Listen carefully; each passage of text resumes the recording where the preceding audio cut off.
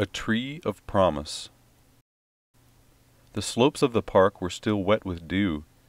Mei Ning's work group had put the Tree of Promise that they worked on until late last night up on the slope.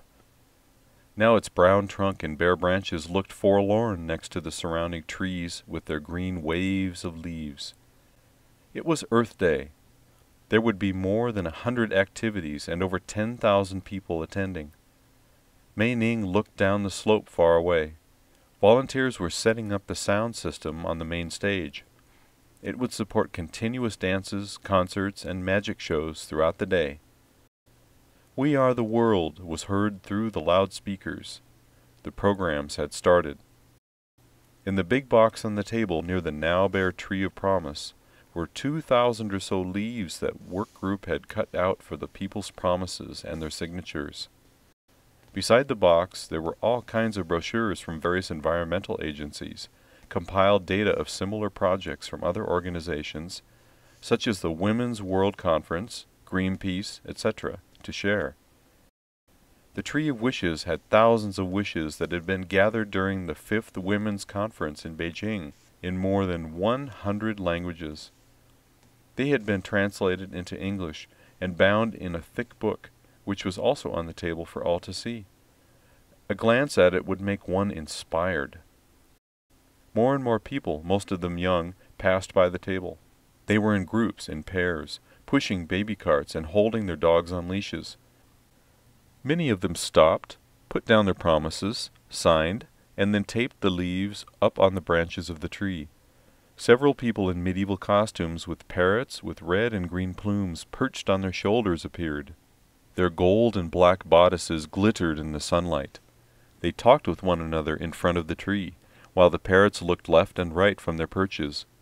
Then they left for the stage down the slope. Mei Ning could hear music and see dancers on the stage. The activities continued. The leaves on the Tree of Promise accumulated. The sun filtered through the leaves and started to cast shadows on the grass. Mei Ning went over and looked at the promises. "I'll join the protection of the gray whale.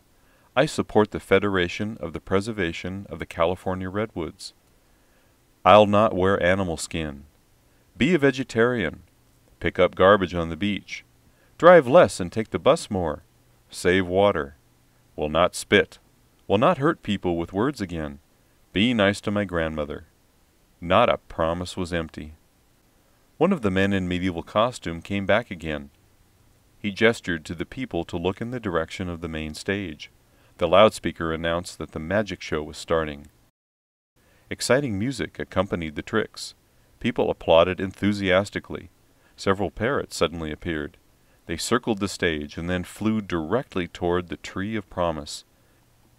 They clipped the green treetops like rainbow clouds, then stopped on the head and stretched arms of the man in costume waiting by the tree.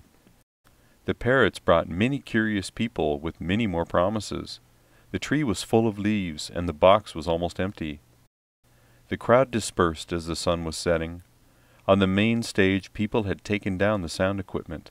The breeze had become a little chilly. A young man in a jogging suit, pushing a man in a wheelchair, approached. As they came near, Mei Ning saw that the person in the wheelchair was also young, but he was reed thin. His eyes were 2 deep holes, and his cheeks were hollowed. Purple spots showed on his cheeks. Mei Ning averted her eyes. They passed her, and the young man stopped the wheelchair and stood in front of the table. There were only 2 or 3 empty leaves left. He took out one and wrote on it, and taped it on the tip of a branch. After they had gone, Mei Ning went to the tree and looked at the last leaf the young man had just put on. Quivering and transparent in the red sunset, it said, "I'll take care of John, forever. Yours, Mark."